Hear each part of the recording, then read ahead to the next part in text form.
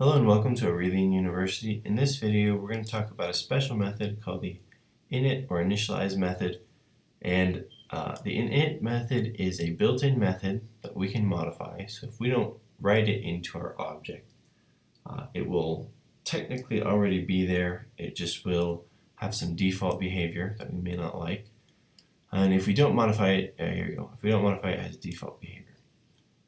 So we have our same class that we used in a couple earlier videos called book, except for instead of assigning properties, the first thing we do is have this method, and it's always going to be called def init with 2 underscores before and after.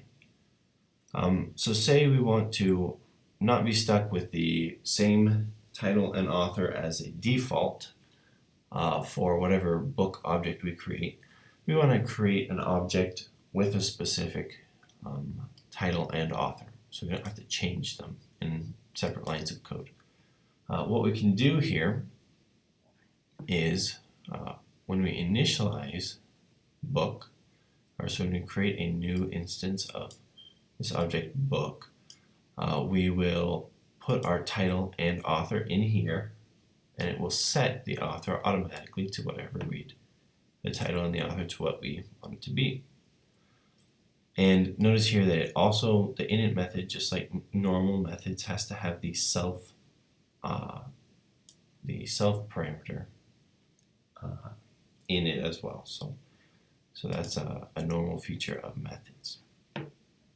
So we can set it initially to have a specific title and author, and then we can change it as well using our change author method that we wrote earlier. So if we run this, and notice I've already CD'd into the correct folder. If we run this, it has the expected output, and we didn't have to, we could change this to unknown right here, and it wouldn't have any default.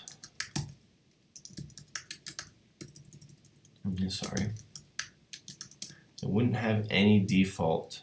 Yeah, it wouldn't have any default behavior. In other words, it wouldn't be set to Homer by default. It would just be set to whatever we decide to set it to.